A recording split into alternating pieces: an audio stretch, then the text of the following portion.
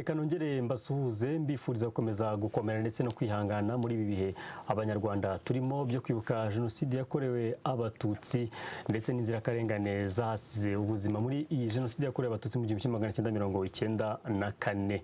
Ni turibuka ku nshuro ya 23 abanyarwanda twibuka mu nsanganyamatsiko igira iti turibuke jenoside yakorewe abatutsi turwanya ingengabitekerezo ya jenoside ariko dushyigikira ibyiza twagezeho nk'abanyarwanda nyuma y'imyaka 23 abanyarwanda duciye muri iryo curaburindi duciye muri ayo mateka y'umwijima by'umwihariko mu rwego rwa siporo. Muri siporo naho jenoside yakorewe abatutsi yashegeshe siporo, yashegeshe abasportifu, yashegeshe imiryango y'abasportifu. Niyo mpamvu muri uyu mwanya uyu munsi twateguye kuganira n'umusportifu Gasore Serge. Uyu nguyu jenoside nubwo yabaye ataratangira gukina by'umwuga umukino wo gusiganwa ku magare ariko yarokokeye jenoside yakorewe abatutsi mu karere ka Bugesera aho yitwa Intarama. Araza kubitubwira mu buryo burambuye, gusa turaza kuganira by'umwihariko ku rugendo rwa nyuma ya jenoside yakorewe abatutsi nyuma yo kubura abavandimwe biwe, ababyeyi be, inshuti n'abandi bose muri jenoside. Yavanye hehe imbaraga abikesha siporo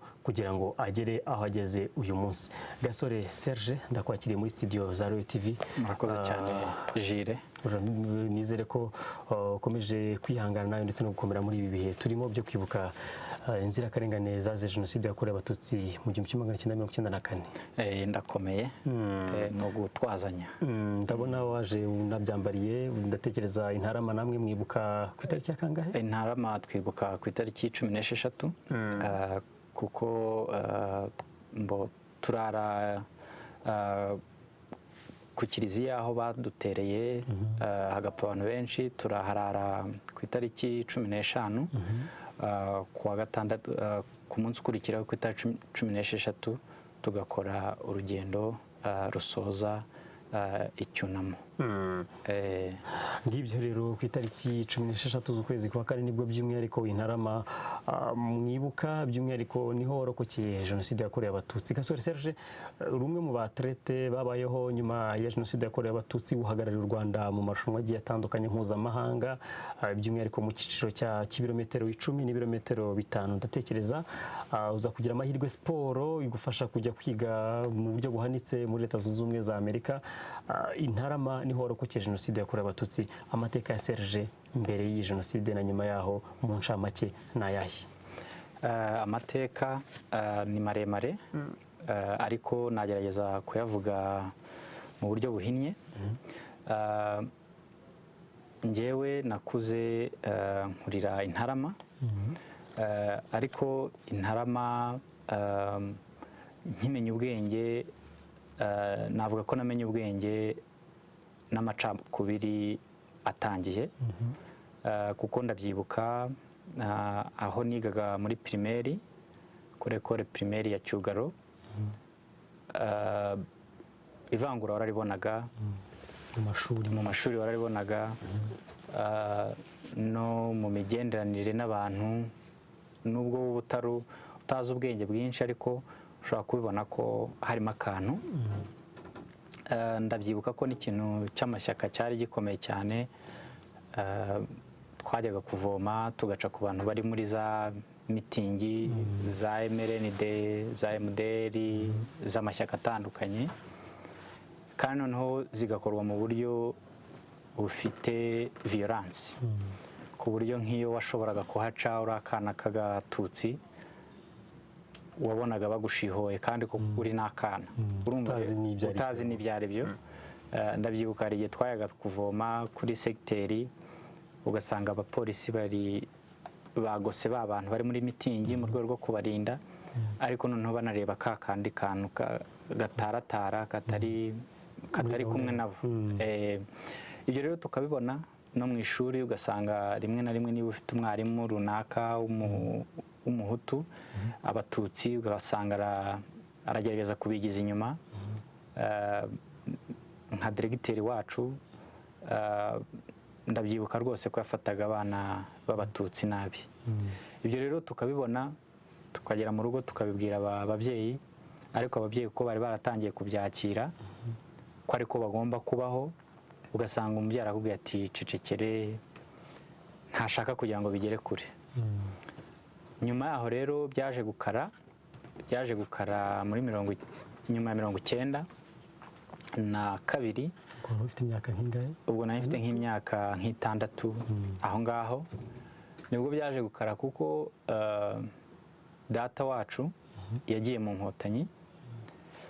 nkotanyi noneho wari burugumesitire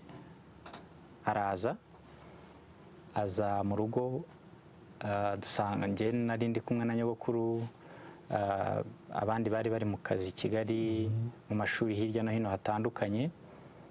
Araza tubona araparitse, hari saa 10:10 igihe umuntu aba avuye ku ishuri.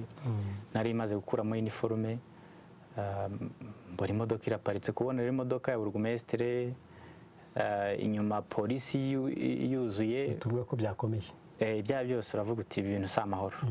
Ariko ngewe nk'umuntu wari umwana ndavuga ubwo nyogokuru wanjye araza kumenya uko babyitwaramo.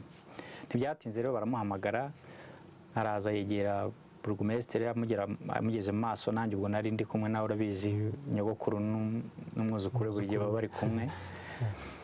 Mpagarara aho ngaho, adutunga intoki, yari afite intoki nako inkoni, adutunga inkoni.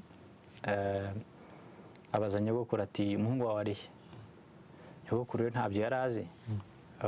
Ubwo mbese amakuru yari amaze kubageraho ko umuhungu we yagiye mu nkotanyi. Nyogokuru nyine aratakamba ati ariko nohereje umwana wanjye ku ishuri. Ndabyibuka wonkere wanjye yigaga kuri Efoteke niba ntibeshye i Kanombe. Nyogokuru ati umwana wanjye yagiye ku ishuri rwose. Burugumesitire aramureba, azunguza umutwe, abura ikintu yakora. Kubona ko yari arimo avugana n'umukecuru, abura ikintu yakora. Arangije aravuga ati tuzabonana. Yahise yikubita mu modoka n'umujinya mwinshi, ibintu byose ahondagura. Tubona imodoka ya Daihatsu nyine za zindi za Ruhumbagegera bagenderagamo, tubona irahindukiye iragiye. Imaze kugenda rero, ubwo nyogokuru nibwo yambwiye ati kacu karabaye, ati birarangiye nta gisigaye. Kuko icyo gihe abatutsi bari batangiye kwicwa hirya ya Nyamata, kandi urumva ntabwo ari kure yacu. Twajyaga twumva ngo bishe abantu za Mayange, kwigira hino gatoya mu kigo cy'ababikira cyari gihari, ukumva impunzi zahahungiye, bazishimuse, bazishe. Ubwo rero twumvaga ko ari twe dutahiwe. Ariko ntibyatinze na jenoside bayikubisemo. Ubu njye ndimo ndihuta gato kugira ngo taza kurya umwanya. Ubwo gato jenoside yahise iba. Jenoside rero imaze kuba, nari ntangiye wenda kumenya nk'ubwenge butari bwinshi cyane, kuko ndabyibuka nijoro twagiye twumva ngo indege ya Habyarimana yaguye. Ariko ikigwa wahise wumva urusaku, abantu bari mu gihirahiro, abo muturanye, dutangira kumva n'induru hirya ku yindi misozi, ukajya ubona amazu arashya. Ariko twebwe ko twari hafi y'umuhanda, ntitwari twamenye ibyo ari byo, twari tutaramenye ibyo ari byo. Ntibyatinze mu gitondo, ariko abantu bakuru ubwo bari bagiye kumva radiyo ahandi hantu, bumva amakuru. Uribuka ko radiyo Muhabura icyo gihe ntabwo wari wemewe kuyumvira hafi aho, kandi wenda rimwe na rimwe niyo yatubwiraga amakuru nyayo. Ugasanga bamwe bagiye kwihisha ngo bumve radiyo Muhabura, abandi bari kumva radiyo Rwanda, abandi barimo barumva radiyo Rwanda, bumva amakuru atariyo, ateye ubwoba, mbese ari uruvangitirane. Mu gitondo nk'umuntu nyine w'umwana, ndabyuka njya kuvoma nk'uko byari bisanzwe. Nkigera ku muharuro, mpura n'umugabo bita Gregore wakoraga kwa padiri. Ngira ngo icyo gihe urabizi ko transport komeye ari igare. Yari ari ku igare agaruka, ava i Nyamata agaruka mu rugo, aho kugira ngo abe ari mu nzira ajya ku kazi. Arambwira ati subira mu rugo. Ndavuga se nsubire mu rugo kugira gute? Ati subira mu rugo, ati kuko mu nzira za bariyeri abantu batangiye gupfa. njye ariko ubwo nyine nk'umwana urabizi ko gifite amaraso ashyushye bimwe utabyumva abantu bakuru. ubwo nibwo nahise nsubira mu rugo njye nabwira nyogokuru nti Gregor ambwiye ko ariko batangiye kwica abantu. Ubu mu by'ukuri nyogokuru yari abizi ko mu by'ukuri ikigiye kuba ni uko wenda ibintu nk'ibyo akenshi batabibwira abana bavuga ati ntamuhamura cyangwa se ntamutera ubwoba. Nyine arabyakira ambwira ati tuza teguma aha ngaha. Ntibyatinze rero rwose nko mu isaha imwe minota 45 tubona abantu batangiye kumanuka ku gasozi k'iwacu baza berekeza aho twari dutuye. Ubwo abona abavuye mu byabo bakuwe mu byabo n'interahamwe bagenda bahunga. Tubona bamanuka abikoreye ibirago, abikoreye amasafuriya, bafite nk'imbere yabo, bafite ihene. Ubu turimo turavuga akantu k'akayira rwose kangana gutya, akayira gato cyane, ahantu hafunganye, abavuza induru, abaza barira kubera ko wenda barangije kubicira abantu babo. Tuguma aho gato ariko turi muri cya gihirahiro, ariko tuza kubona kuko byagenda kose tugomba kwerekeza aho abandi bagana. Aho abandi bagana nta handi kuba twese twarasengaga kandi tukumva ko aho twasengeraga ari inzu y'Imana. Twese nta handi uvuye mu rugo ubwo ahandi ujya ahandi ni ku rusengero. Ubwo twese tujya ku Kiliziya Gatolika cya Ntarama. Turagenda tujyayo, ibaze kugira ngo agace kose kaze ku Kiliziya. Ntarama yose n'umupantekote n'umuyehova n'umuyisilamu bose baje ku Kiliziya. Ubwo tujya ku Kiliziya, inka zijya kungana natwe, ihene, inkoko, ibikoresho, matora, matara, ikintu cyose kibaho mu nzu wumva uha agaciro warakijyanaga. Ubu twicaraho mu Kiliziya cya Ntarama, ariko ab'abagabo, abasore bakajya gushaka ibyo kurya mu mirima bakazana. Noneho tumaze kumenya, ubwo bari batangiye kwica deja, n'intambwe duturanye zari zaratangiye kujya zijya kwica. Ariko wenda reka nsubireho gato inyuma. Bagitangira kwica kuri uwo munsi wa mbere, abo twari duturanye b'interahamwe baragiye basangira izindi nterahamwe bagenzi babo ahantu bari bari ku Kibungo, zirica noneho zirataha. Natwe twahungiye ku Kiliziya, nimugoroba turataha. Twataha tugahurira mu rugo, bagiye kwica abakuri. Ukabona bafite imihoro iriho amaraso, ukabona batahereye aho ngaho, ku buryo rwose mwaranahuraga akakubwira uburyo yari inyama nyinshi, afite umuhoro, basa nk'abakiri kubihisha. Basa n'abakirimo kubihisha. Ariko byaje kugera ahantu noneho batakibihisha, barimuka bajya mu nkambi nyine aho baturukaga, aho bajyaga kurira ibyo basahuye byose, aho bajya gucura imigambi cyangwa se kubara abasigaye cyangwa gukora amalisite. Noneho byaje kugeraho noneho ntibabihisha, barimuka. Noneho twebwe tuguma ku Kiliziya, ariko mu gitondo abafite nk'abana b'abasore abihagazeho bakaba bajya mu rugo bakajya gusarura mu mirima yabo. Rimwe na rimwe bakaba banateka vuba vuba, kuko twari tuzi ko amasaha biciraho ari kuva saa 3 za mu gitondo kugeza saa 11 z'umugoroba. Ubwo rero warageragezaga ugakoresha cya gihe mbere y'uko baza, mbere ya saa 3 bagateka mukarya bishobotse ibisigaye, kuko wenda hari nk'abakecuru cyangwa abasaza cyangwa impinja zasigaye ku Kiliziya, mukabashyirayo, mukabapfunyikira mukabashyirayo. Ariko icyo gihe ndibuka ko hari wonkere wanjye wari utarava iwe, kubera afite inka, yaratsimbara aravuga ati inka zanjye ntabwo nzazivaho. Ariko nyuma yaho y'umunsi umwe yaje kuva ku izima, araza dusanga aho. Ubwo rero twabaye muri ibyo. Icyatumye wenda tudaterwa mu minsi ya mbere nk'ibiri itatu, ni uko babanje kwica abantu bari mu ngo, bafite intege nkeya, bari mu nzira bihisha hafi aho bakoresha imbwa kugira ngo babavumbure. ubwo icyo gihe twe twari dufite agahenge abantu babashaka kugera ku kiliziya, ariko tukagira udutero shumi twagendaga duturuka hirya no hino. Hari utwaturukaga ku musozi wo hakurya aho bita i Kayenzi, hari udutero twaturukaga mu Rugunga, hari udutero twaturukaga Kinkwi, hari udutero twaturukaga ntuza Imwogo. Utwo twari udutero dutuza ari duto duto, tukaza gushaka ko kudutera ubwoba, ariko mu by'ukuri bari barimo barerekeza aho ngaho ku kiliziya.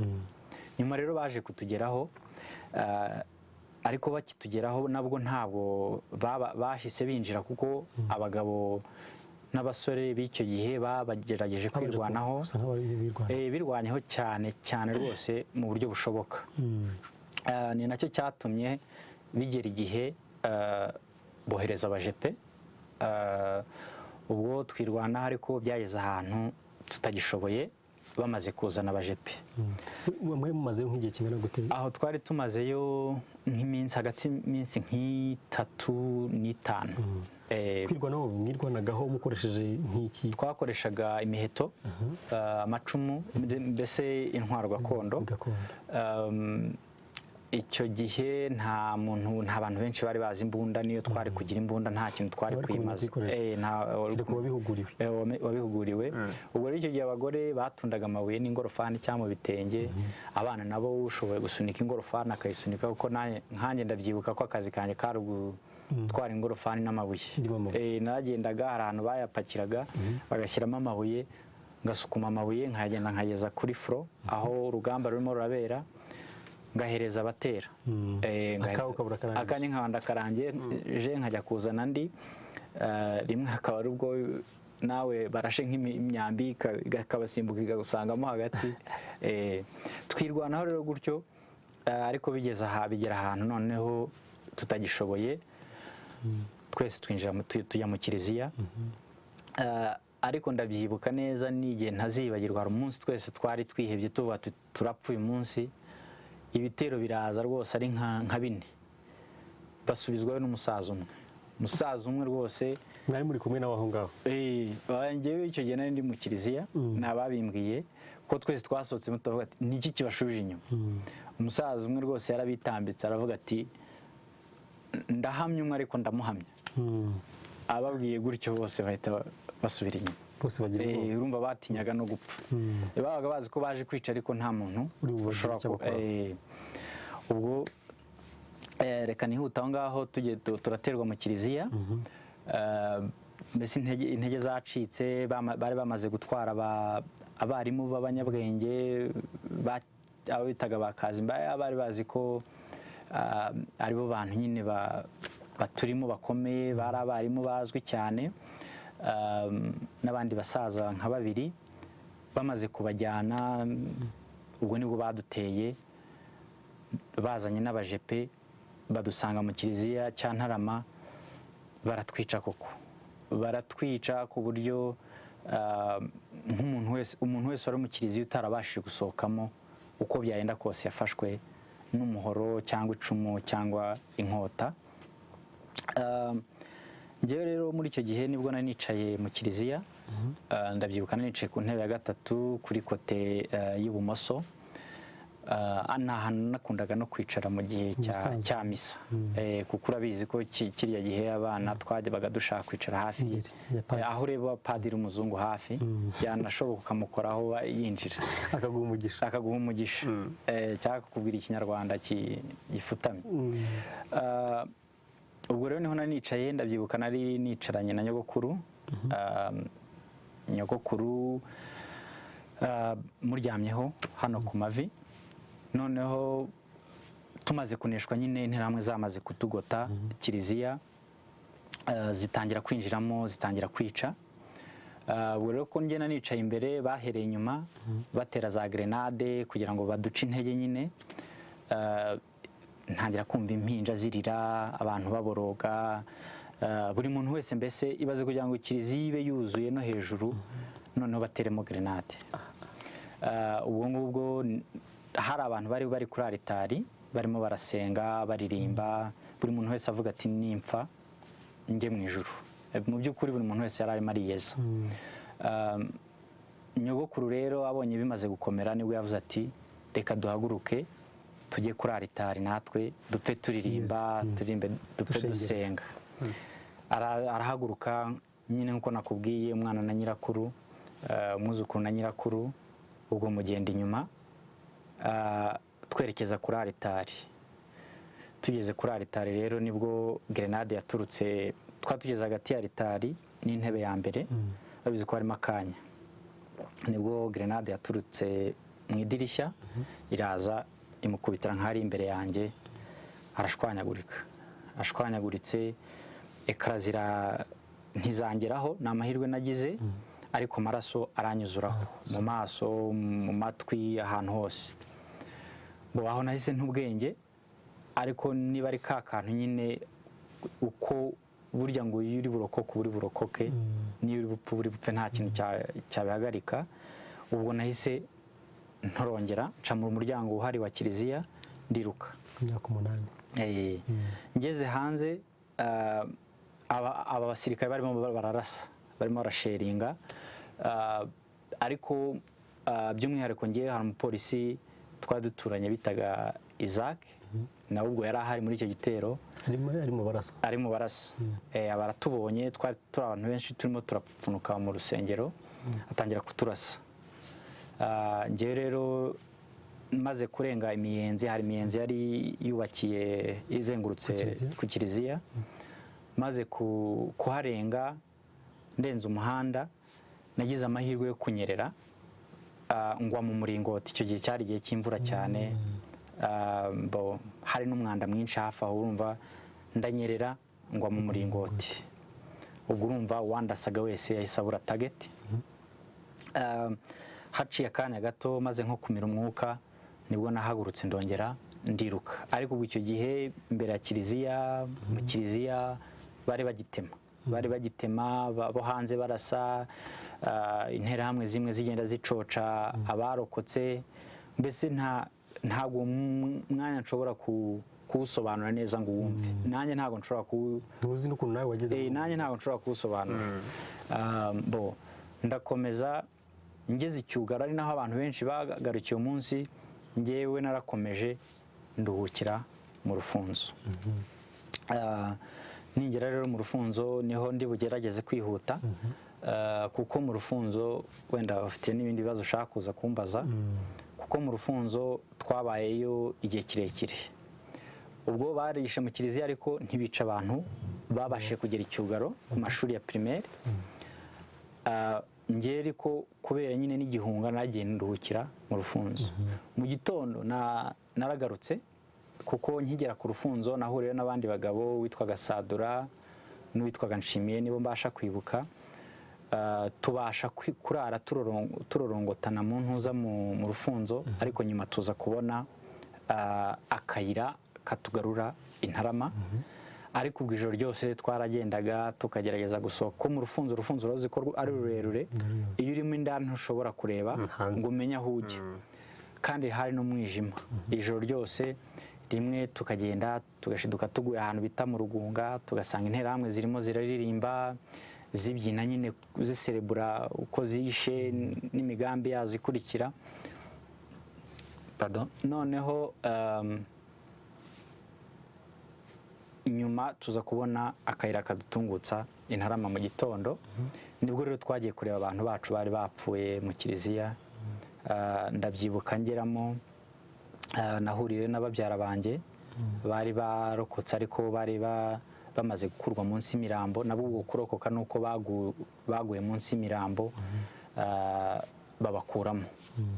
Turahura, twese turihanganishana, kuko twari tuzi ko mu by'ukuri umunsi ukurikira ari twebwe, cyangwa umunota ukurikira.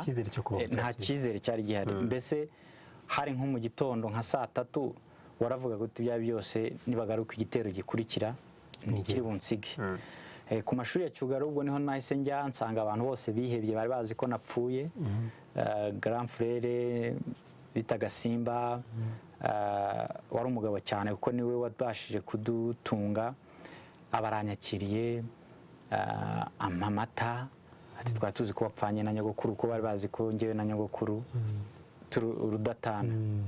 amata, amaze kumpa amata uwo munsi twirwaho ntibadutera. Nibaza kubera akazi bari bakoze mu kiliziya cya Ntarama, bari bananiwe. Nibaza ko bari barimo baraserebura intsinzi bagezeho yo kwica abantu.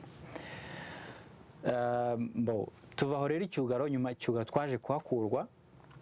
Mbere y'uko mparenga wenda ndashaka kuvuga uburyo twaje kubona imbunda. Baraduteye badutera. Ubwo ngaho twagezeho mu kwezi kwa kangahe? Ubwo aho nibaza ko twatugeze nko mu kwezi kwa 4 kujya kurangira, cyangwa se kwa 4 kujya kurangira. Noneho baduteye aho ngaho Icyugaro, baje ari abajepi. Ndabyibuka rwose amabisi aturuka nko hakurya iriya, hamwe ya Onatracom yatwaraga abajepe. Amabisi agera nko mu 8. Ibaze kugira ngo ufature umuhanda wa Ntarama n'uburyo ari mugufi ushyiremo amabisi 8 ya Onatracom ahita wuzura. Ni ukuvuga ngo warabibonaga uri harya ku musozi wa Cyugaro ubona amabisi aza. Baradutera, nibwo twambutse tujya mu Rufunzo. Ariko mbere yaho gato umunsi wa mbere wabanje twari twatse imbunda umusirikare twavumbuye wabaga mu giti. Hari umusirikare bari barazanye bamushyira mu giti, bamuha n'ivarizi y'amasasu ku buryo uwasohokaga mu kiliziya mu Icyugaro muri aya mashuri yari ahari aho twabaga twahungiye yararasaga. Wajyaga kubona ukabona umwana arasohotse baramurashe, umukecuru arasohotse baramurashe, umugabo arasohotse baramurashe, umuntu utwaye umuheto, umuhoro, icumu, byandi twitwazaga mu kwirwanaho baramurashe. Noneho rero tumwigira umutwe. Abasaza barimo witwaga Muhunde Desideri, hakabamo n'uwo Sadura, baza kuvumbura ko ashobora kuba ari umuntu mu giti. Bamaze kubona ahantu harimo kurasira, bose bamwihambaho. Bose ariko basohokeye rimwe cyangwa basohotse bose, sinzi uburyo babigenje. Icyo nzi cyo nuko bose bamwihambyeho. Ibaze kugira ngo umuntu abe ari mu giti hejuru afite imbunda atunze hasi, wowe ujye munsi ye n'umuheto n'umwambi ushaka kurasa uwo muntu. Baramurasa baramuhanura. Urumva uko byagenda kose nawe hari abo yishe batari bake. Ariko ubwo icyo gihe twe tubara icyo bagezeho. Abandi baba ari intwari nyine. Abandi bari intwari nyine. Urumva ni ukubishimira Imana ko bitanze bakaba bagize icyo bakora. Amaze gupfa rero dushaka umuntu uzi imbunda turamubura. Uko mwarahamwe. Ariko burya Imana ifite uburyo izarokora abantu bayo. Twaje kwibuka ko dufite abantu bakoraga kuri komine, harimo watwaraga imodoka y'abapolisi, uwo bita Habarugira, ubu ni n'umurinzi w'Igihango hare niba ntibeshye, ubu yashyizwe mu barinzi. Habarugira rero abafashe imbunda na ya varizi y'amasasu aba arayifashe. Uwo musirikare akimara gupfa, mesaje babonye i Kigali ni uko i Ntarama hari inkotanyi, ko twarayirashishije. Noneho uwo munsi ukurikira nibwo amabisi 8 baje gushaka izo nkotanyi. Kandi imbunda dufite n'ebyiri, ubwo zari ebyiri. Ejo bundi nubwo numvishe ko twari dufite ebyiri, ariko njye nari nzi ko ari imwe. Habarugira rero turwanaho, ariko uwo munsi bisi ziza 8 yari imvura y'amasasu. Ntabwo nzi uburyo navuye Icyugaro ngo ngere mu Rufunzo, aho handi bita CND, kuko imvura yaragwaga n'amasasu nayo bwari imvura. Ukahakaba ari ahantu tugera ukabona umuntu yituye hasi, tukagera ahandi ukabona umuntu yituye hasi. Noneho ikintu cyari gisekeje ni uburyo baturashe, noneho barasa n'abantu n'interahamwe, kuko interahamwe ubwo hari ahantu zari ziri aho twirukanse twerekeza, ariko zitazi ko i Kigali baje. Ni ukuvuga rero igihe baturasaga amasasu nabo yarabafataga. Kuko ndabyibuka rwose, hariho nk'ubwo ndimo ndahunga isasu ry'interahamwe n'abasirikare bari inyuma, noneho ngeze imbere mbona interahamwe yituye hasi yaguye kandi yishwe n'isasu. Birumvikana. Ni ukuvuga ngo rero nabo yararimo aragenda abafata. Ubwo rero nibwo twimutse tujya mu Rufunzo, tuba mu Rufunzo kugeza twahamaze iminsi myinshi, ariko mu buzima bwo mu Rufunzo bwari ubwo kubyuka aho twaryamye aho mu mazi, cyangwa se aho waraye wicaye, cyangwa se aho waraye wicaye iruhande rw'intumbi utegereje ko baza kugutera nyuma ya 3:00 ngo dupfe. Kuko Urufunzo kari akantu gato twahungiragamo, ariko nta cyizere cyabaga gihari. Gusa tuza kugira abagabo b'intwari bari bamabo ba Gapita, bagerageje kuturwanaho, bakagerageza guhagarika ibitero, wenda bikatugeraho bitinze, twabashije kugera kure, kwihisha kure. Bamwe Imana yaranabarinze, nk'uwo Gapita aracyariho, ari Ntarama. Noneho yari umuhigi na mbere y'intambara, umuheto rero we warindwaga, wari mubi cyane. Ubwo rero mu Rufunzo tubayo, duterwa tukicwa, abasigaye bagategereza ejo hakurikira, gutyo gutyo. Nkanjye umuryango wanjye bari basigaye nka 3 niho baguye. Hanyuma ngiye kugera ku gihe inkotanyi zaje kutubohora. Ubwo twari mu Rufunzo twumvaga amasasu, amakompura avuga, kuko buri hari Ntarama sinakure y'i Kigali, kandi uzi ko i Kigali rwari rwambikanye, tukumva amasasu aravuga. Ahubwo twaravugaga ati, ndibuka ko harimo abasore bari bafite morale cyane, akatubwira ati inkotanyi ziri hano zahageze, ati mwihangane gato. Ubwo njye nari mfite wa mu grand frère wanjye uwo Simba, we bari baramutemye. We kubera cya kintu yari afite cyo kuvuga ngo ajye kudushakira ibyo kurya aduhagarareho, yaje kugwa mu gico cy'Interahamwe. Yari afite uburyo iyo twe twahungaga, we yagendaga aganaho zituruka bakabisikana, aza kugwa mu gico cyazo. Rero amaze kugwa mu gico cyazo, arwana nazo, arazikomeretsa, ariko nawe baza kumushyira hasi. Bamushyize hasi, baramutemagura hose, hano mu biganza, intoki, hose, umubiri wose, ariko ntibamunogonora. Icyo gihe rero njye kubera uburyo yari yaratwaye, uburyo yatwitagaho n'ubuvandimwe, ubu icyo gihe nahise mfata gahunda yo kugira ngo njye mwirirwaho, nkamwirirwaho, byanashoboka nkajya no kumushakira icyo kurya, nkamuzana aho aryamyaho. Icyo gihe rero akenshi njye bajyaga gutera n'ubundi ndi mu Rufunzo, ko nabaga ndimo ndamwitaho. Hari abandi nari mfite barwariyemo aho, gusa yaje kunogonoka, inkotanyi zikihagera nibwo yanogonotse. Ariko yahoraga ashaka kubona inkotanyi, kuba rero yarapfuye azibonye nabyo nibura. Ubwo rero narimo ndavuga uburyo abasore bateraga morale, bakavuga bati inkotanyi zaje mwihangane. Nanjye nagera kuri uwo mukuru wanjye, umva buryo ukuntu intwari aba ari intwari, aho kugira ngo njye ningira agahinda nawe agira agahinda, kuko namugeraga imbere nkarira, ariko we namugeraga imbere narira, akambwira ati ihangane, ati kandi uzaba umugabo, ati njyewe nzapfa. Urumva, ati njyewe nzapfa.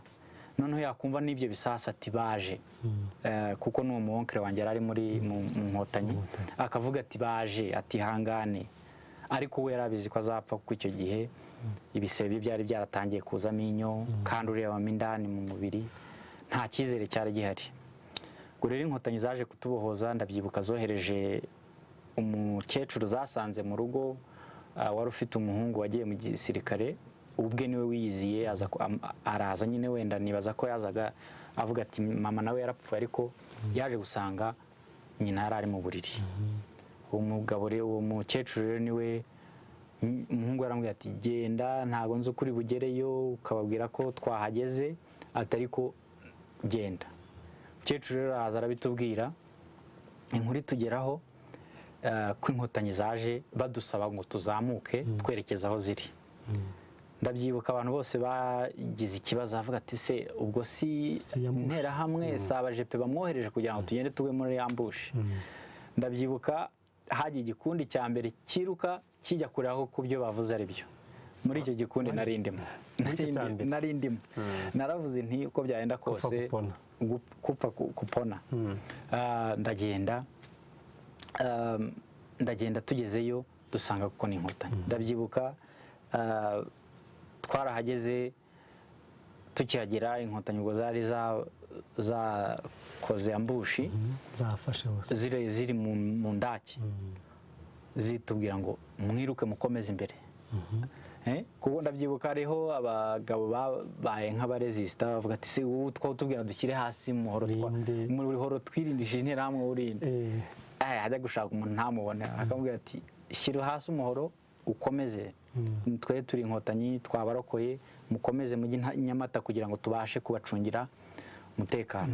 Wagera imbere rero ugahura n'akana kari umwanda kikoreye lance rokete, akavuga uti morale gahitiza, akavuga uti ukumva icyizere kiraje, akavuga uti buriya niba ntapfuye ahari narokotse. Ubwo abantu benshi banjye bari basigaye mu rufunzo. Umunsi wakurikiye nibwo bamwe baje mu ijoro, tunahurira ahantu bita kariyeri, turahicara akanya gatoya ariko tuza gukomeza i Nyamata. Abandi bari bakiri ku rufunzo, ariko njye naje gusubirayo kugira ngo ndebe Simba, ni nabwo yahise apfa. Ubwo ndongera ngaruka i Nyamata, ariko i Nyamata nabwo ubwo rwari uruvunganzoka, abarwaye macinya, korera, abagerageza kwinjira mu mazu ugasanga bacanye esanse, bacanye ikibiriti, mu nzu irimo peteroli, inzu igahita ifatwa. Inkotanyi zirimo kugira ngo zidufate zitugarure ku murongo, twongere twiyubake, zibwira abahahamutse, abarwayi bari mu bitaro. Ntabwo byari byoroshye, bwari ubuzima bukomeye, ariko tubuvamo. Tumaze kubuvamo turatangira turiyubaka, tujya mu mashuri. Ubwo nibwo nahise njya mu ishuri, ndiga primaire ndayirangiza. Mu buzima bwari bugoye nk'undi muntu uwo ari we wese wari mu Rwanda muri icyo gihe, ariko abantu bose bakagerageza gushyigikirana kugira ngo. Wakomereje primaire Ntarama? Oya, icyo gihe nahise nkomereza primaire i Kigali. Primaire ya mbere nayikoreye hano i Remera Catholique, imyaka amezi ishuri rigitangira. Hanyuma mvayo mpita nkomeza ku Kivugiza. Kivugiza buri warahize? Kivugiza Nyamirambo. Ndahiga mparangiza primaire, mpita nkomereza amashuri ya segonderi Saint Joseph Kabgayi. Nyuma yaho naje kuhava, niga Iririma, ni naho narangije muri biochimie mu mwaka wa 2004. Ndabyibuka niga muri mu wa gatatu segonderi. Ubwo ni Saint Joseph? Naragerageje imikino yose ishoboka. Nta mukino utakina? Nta mukino narakinnye volley, basket, football, karate, byose. Ariko ngiye buri gihe ngahora nifuza kugira ngo icyo nkora nzagikore neza kandi nzadomine. Ibe perfect. Kuko ni nayo ntego yanjye ya buri gihe. Sinkore byose cyangwa se sinkore ibigoye, ariko icyo nkoze kibe cyiza. Ubwo nibwo natekereje ndavuga nti ariko ko njya ku ishuri niruka, cyangwa se ko najyaga bantuma nkagenda nguruka, nubwo najyaga nirukanse uva Nyamata ku Kiliziya ujya mu rufunzo. Cyane cyane ko na nyuma yaho nari umuntu unyaruka, ntabwo nagerageza kwiruka. Mu wa gatatu segonderi.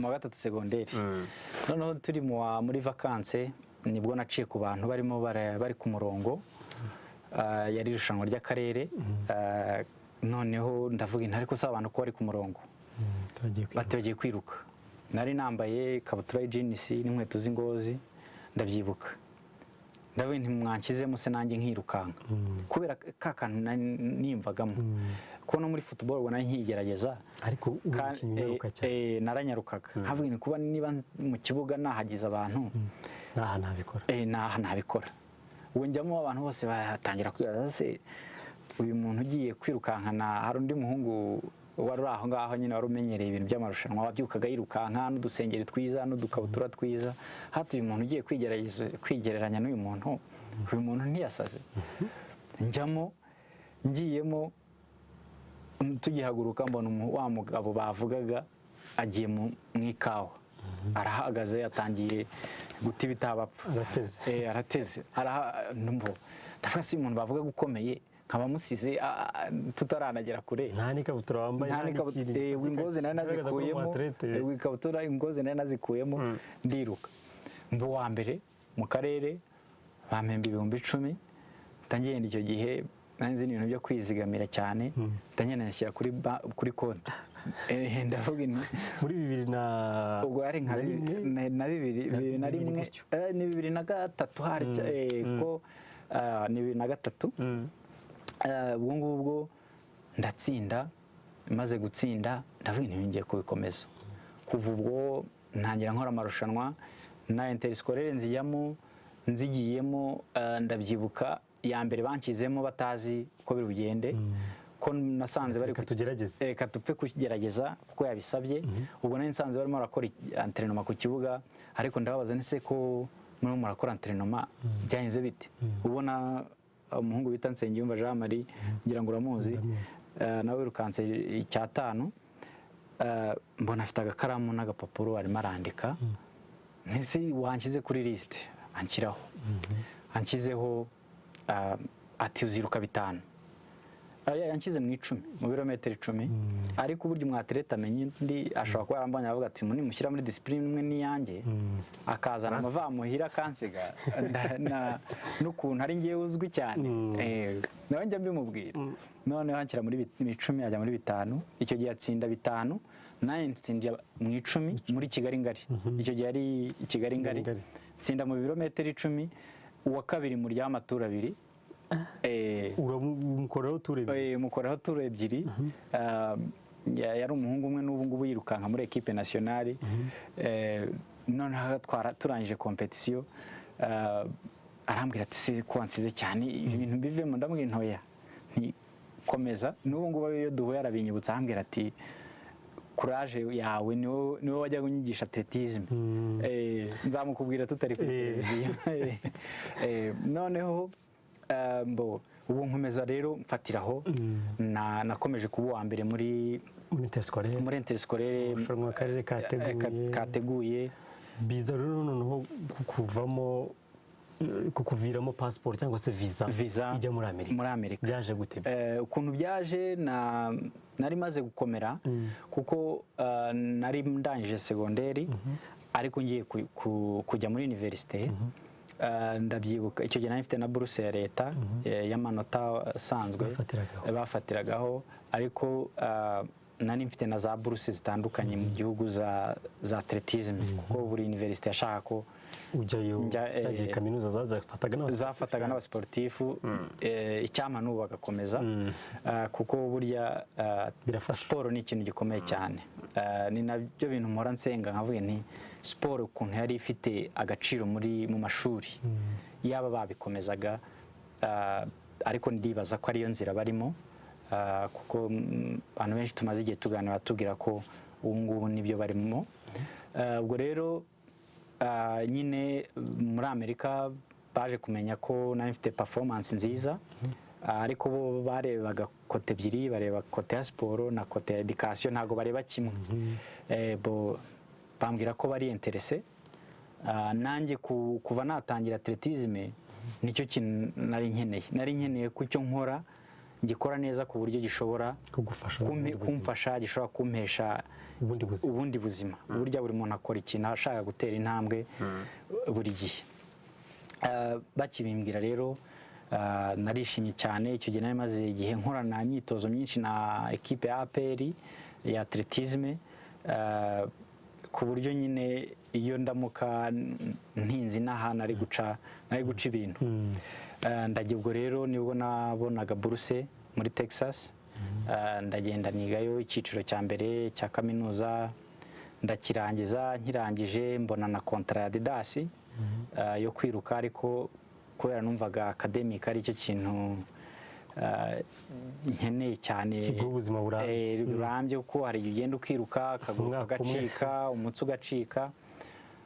Ndabyanga, ahubwo nsaba ntuza kuba umwasisita muri universite. Ngira Imana barabimpa. Babimpaye rero ubwo icyo gihe ntabwo ubwo kwishyura ishuri biba byoroshye. Niga masters ya mbere, nyirangije nabwo ndongera naka nanone assistantship nayo barayimpa. Ndongera nanone nkora andi masters ya kabiri.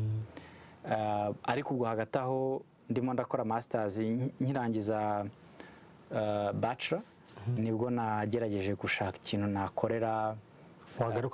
Nagaruka gukorera iwacu hahandi Ntarama, hamwe wibuka muri rukanka, turimo turirukanka.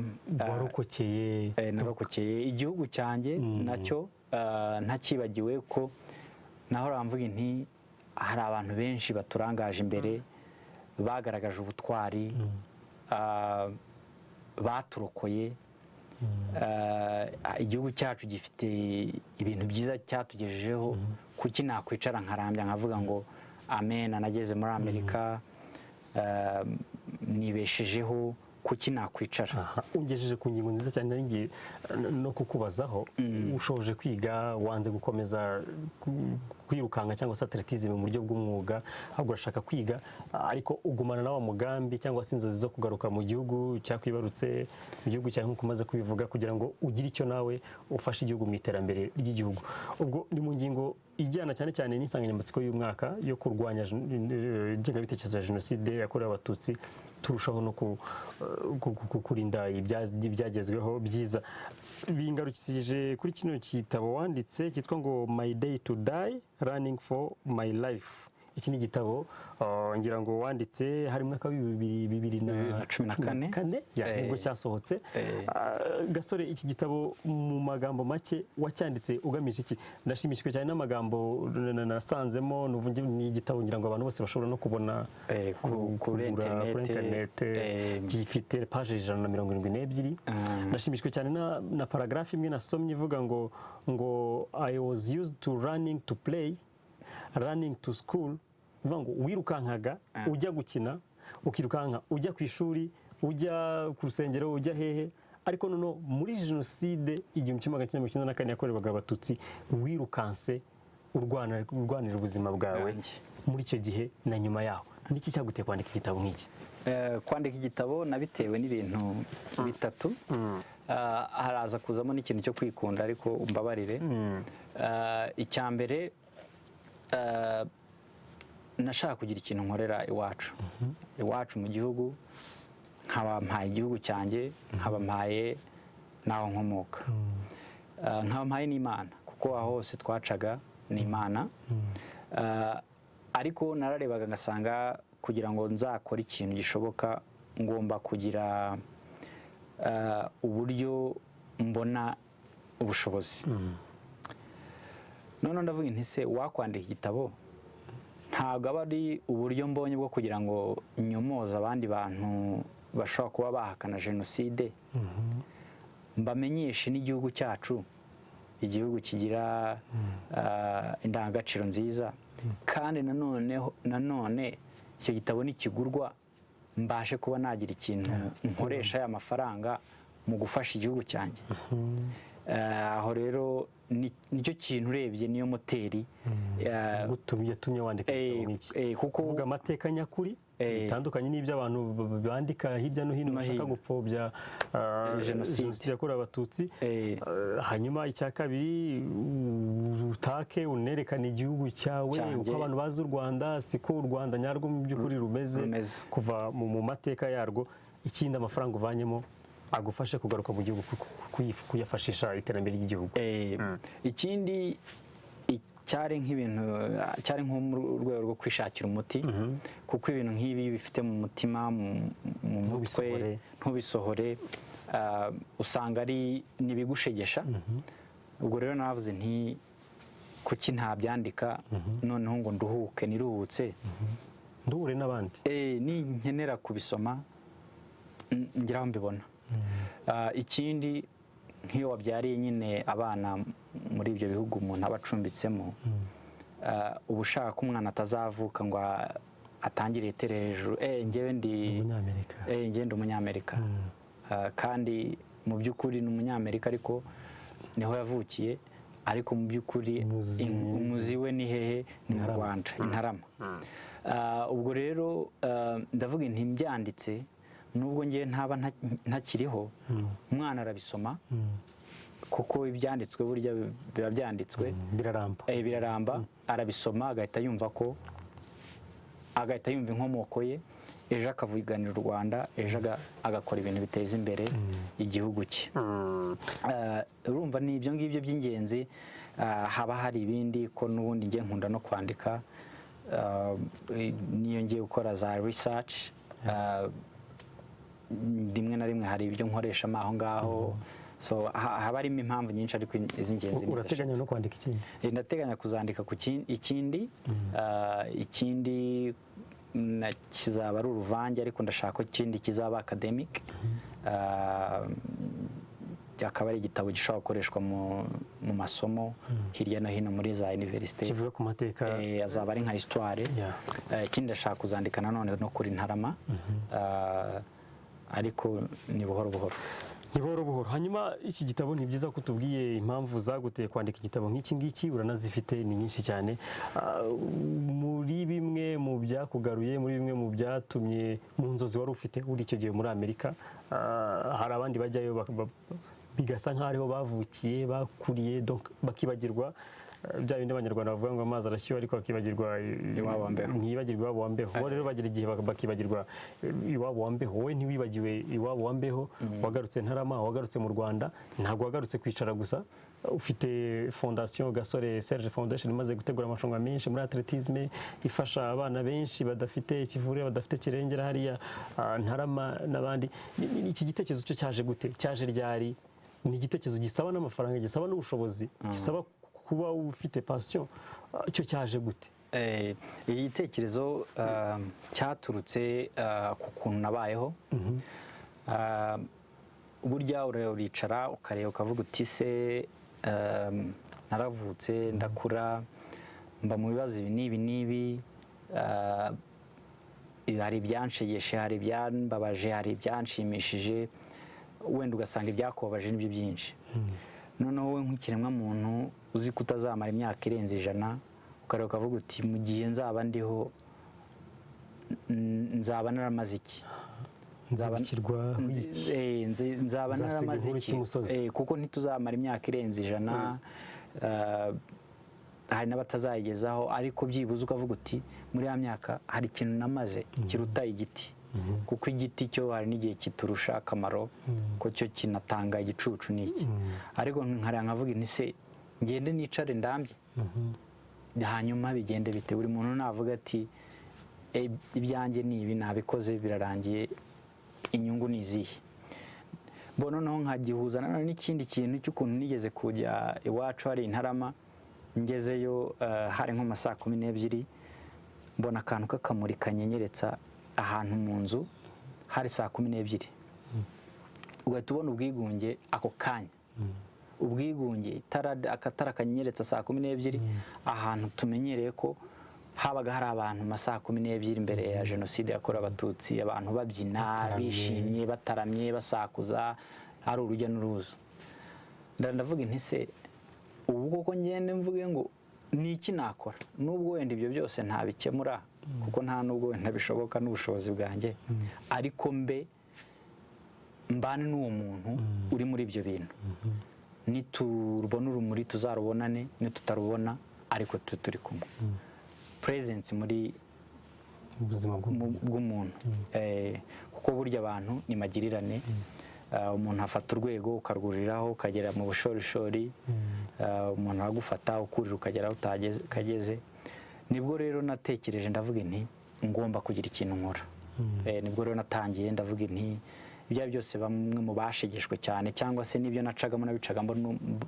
nabicagamo ndi umwana, nibwo natekereje reka ntange ingufu mu rubyiruko, kuko urubyiruko nirwo Rwanda rw'ejo. Urebye naho byaturutse, ariko histoire yanjye uko iri mu gitabo na histoire y'abandi bantu en general baciye muri jenoside, uwo ari we wese ufite ubwo bushobozi yagakoze igikorwa. Ntisi ngo kibe nk'icyo nakoze, ariko yagakoze igikorwa gifasha undi muntu. Kandi ndizera ko abantu benshi babikora, kuko dufite ingero nziza z'abayobozi b'igihugu cyacu. Ntago nibaza ko hari umuntu wicaye atagira icyo akora kugira ngo umuryango nyarwanda ukomeze utere imbere. Uyu mwaka ku nshuro ya 23 tugenda dusatira umusozo, turibuka dukangurira abanyarwanda, turakangurirwa by'umwihariko gushyigikira ibyiza byagezweho. Hari ibyiza byagezweho mu nzego zitandukanye z'ubuzima bw'igihugu. Muri izo nzego harimo na siporo wakoze uyu munsi, akaba ariyo navuga ngo iguha ijabo n'ijambo uyu munsi, by'umwihariko atletisme. N'icyo ubona twagezeho muri imyaka 23 muri siporo? Wenda ubwo uraza kuvuga cyane kuri atletisme kuko niyo wabayemo. Ni n'icyo ubona twakora nka sportif kugira ngo dushyigikire ibi byagezeho byiza, ariko none siporo yafasha iki kugira ngo dukomeze kurushaho kurwanya ingengabitekerezo ya jenoside yakorewe abatutsi? Kuko urugamba ubu ngubu u Rwanda, abanyarwanda muri rusange dusigaranye ni urwo kurwana n'abapfobya aya mateka y'umwijima u Rwanda rwaciyemo, abashaka kugoreka amateka nyakuri yabayeho. Niyo mpamvu yaguteye kwandika kino gitabo. Niki siporo yafasha kugira ngo turwanye ingengabitekerezo, ariko none niki siporo twagezeho twanakomeza kurushaho gusigasira? Siporo ngewe iyo nyitekereje, siporo ubundi nibaza ko ni ururimi ubwarwo. Nk'ubwo umuntu avuga icyongereza, undi akavuga igifaransa, undi akavuga igishinwa, siporo ubundi ni ururimi.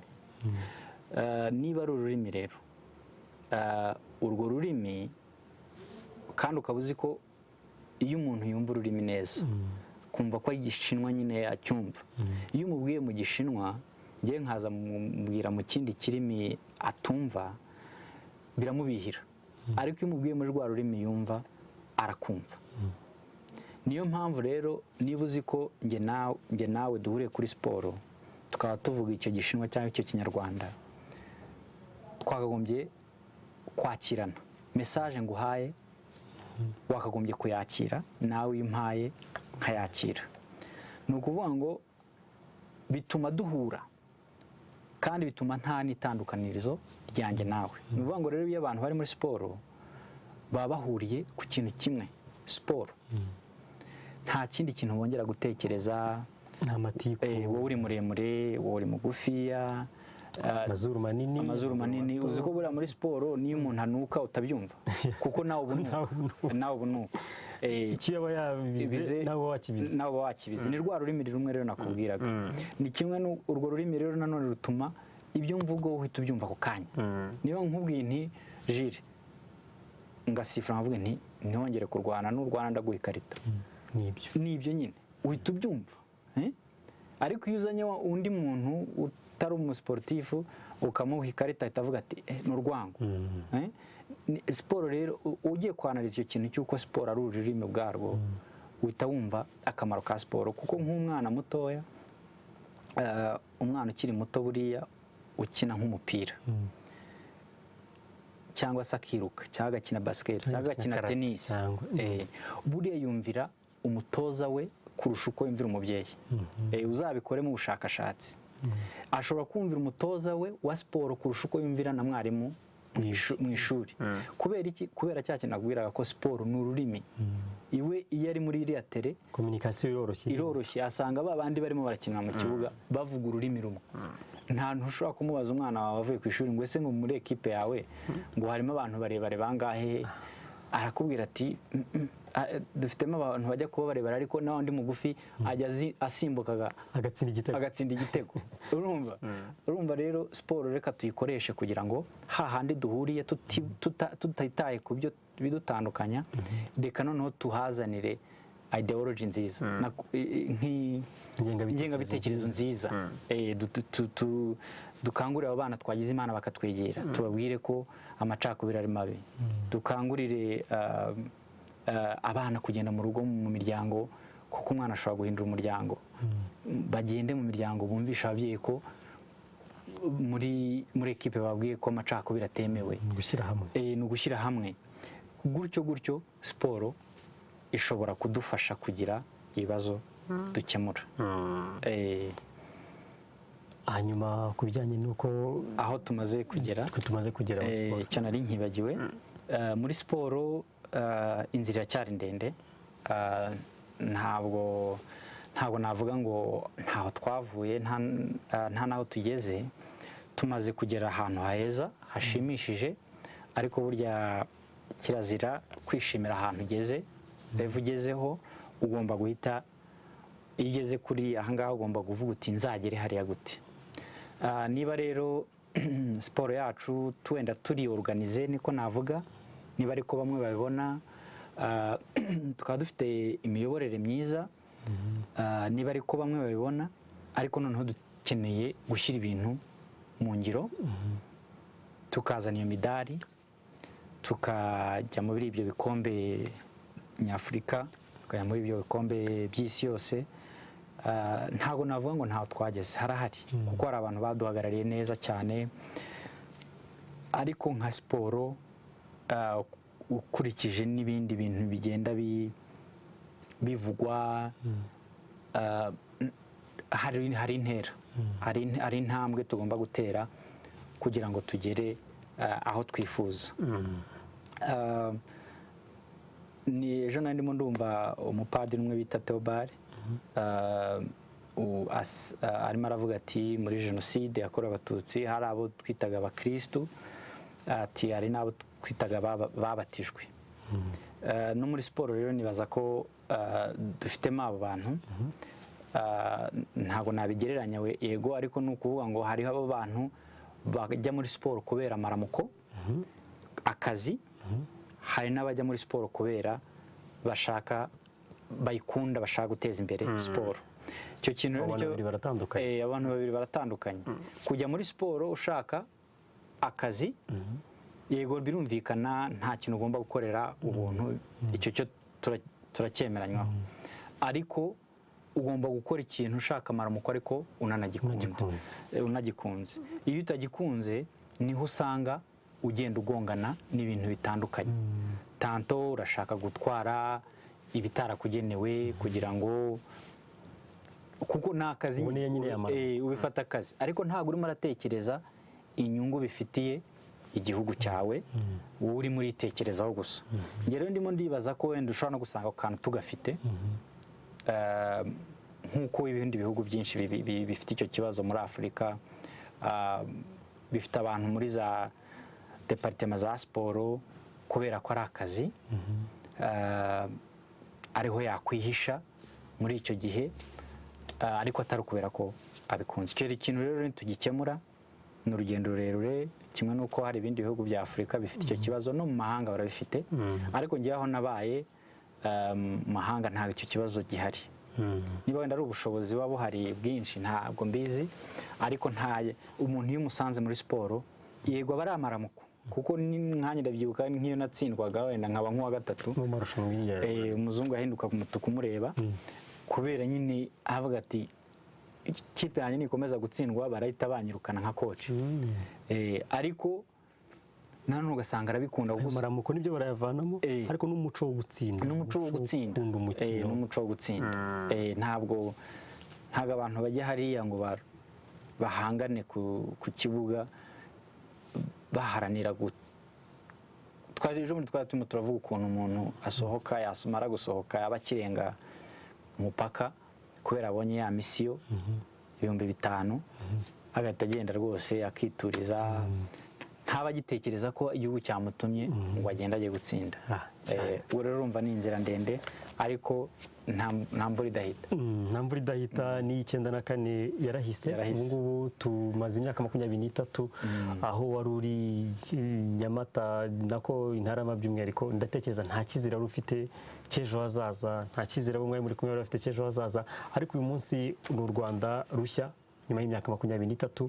Niyo mpamvu na siporo rero tugomba kwiteza imbere. By'umwihariko ni Gasore Serge wabaye umuatlete ukomeye ku rwego rwa hano mu Rwanda ndetse no ku rwego mpuzamahanga, bikaza no kumufasha kugira ndetse no kubona bourse ijya kwiga hanze mu mahanga muri Leta Zunze Ubumwe za Amerika. Ariko nyuma yo kwiga muri Amerika ntabwo yemeye kuhaguma ataje kugira icyo afasha umuryango nyarwanda. Intarama aho yarokokeye jenoside yakorewe abatutsi akahaburira abavandimwe muri rusange kugira ngo aze agire icyo afashe umuryango nyarwanda. Ngira ngo Gasore ntakuniganya ijambo, tukaganira byinshi, watuganirije ku nzira waciyemo muri gihe cya jenoside, wari utaranamenya ko uzaba umuatlete ukomeye, wari utaramenya ko atletism izagufasha kwiga, ariko uyu munsi urahanga nka Gasore, ufite Gasore Foundation, Serge Foundation, ufite ibikorwa byinshi cyane urimo urafasha umuryango nyarwanda, ufite byinshi atletism yakugejejeho, ufite byinshi siporo yakugejejeho n'indangagaciro zayo. Sinakunigana ijambo mbere yuko nsoza kino kiganiro. Mbere y'uko usoza iki kiganiro twagiranye, ndumva nashishikariza abantu kureba inyuma, bakareba aho bavuye, ko bituma bamenya aho bagana. Kandi ijambo rinarimo ahangaha mu kitabo hariho paragraphe uvuga ko buri gihe wicara ugatekereza aho wavuye kugira ngo urebe ahantu uri kugana. Hariho paragraphe mvuga ibintu bijyanye n'isanamitima, ahantu handitse ngo you must have some understanding of my history to look for the future. We must have a solid understanding of the past. I will tell you briefly about Rwanda and my home. Ubwo rero nkumva buri muntu wese agiye areba inyuma. Iyo urebye inyuma usanga ubuzima waciyemo, kandi igihe ubuzima waciyemo bwaba bubabaje yaba bwiza, hari undi muntu ubamo. Icyo gihe rero iyo usubiye inyuma ugira ikintu umumarira ukamufasha. Ikindi navuga ni ukubihanganisha muri ibi bihe bitoroshye. Njyewe najyaga mbasha kubisiporuta, nkabasha kwihagararaho, ariko banza hari wenda niba ari ukubera imyaka, ubu ntabwo nkibisiporuta. Akantu gato karakubita nkumva ngiye kurira. Kandi ubwo utakirukanka kuko siporo nayo irarangaza. Kwiruka ndakiruka ariko bya siporo isanzwe. Ariko kubera njyewe wenda mfite na background muri psychology, mpita menya kubyitwaramo, asibye ko nyine harimo no gukura, ntabwo nabihisha ko burya ibintu bibi bitaje ukiri umwana birazi iyo ukuze. Ubwo rero nabihanganisha. Nsigaye rwose bingora kugira. Ejo bundi twari turimo koza imibiri ariko birangora cyane, kandi kera rwose nta kibazo nagiraga, nari nkomeye. Ariko ndumva nabakomeza abandi bakiri muri iyo nzira, bakomeze bashikame, twubaka u Rwanda rwacu. Hanyuma wenda ntarasoza, ikintu nshaka kugira ngo nkosore, ugitangira wavuze ngo ni umukino w'amagare. Nuko nayo yafasha, nayo ndayafasha. Urumva mfite na ekipe y'amagare, ariko umukino nakoze no kwiruka, gusiganwa ku maguru. Iyo haje mu gusiganwa, abantu basiganwa ukoresheje moto, ukoresheje igare, ukoresheje amaguru, aba ari byinshi cyane. Kuri iki cyumweru nibwo muri bugiye ku cyumweru, ndabona n'agapira waje wambaye kanditseho Ntarama ntuzazima, turahari. Ubwo rero ku cyumweru nibwo tuzarangiza ikiriyo, tuzarangiza icyunamo, tuzakirangiza dukora urugendo ruva, tuzabanza tujye kuri CND handi ku Rufunzo mu gitondo, noneho nimugoroba tuzaza guhamba ibisigazwa mu cyubahiro. Nibwo bigiye gukorwa ngira ngo mu buryo urwego rw'akarere, kuko hari ibintu byinshi byari bitegerejwe gukorwa gutunganya icyunamo.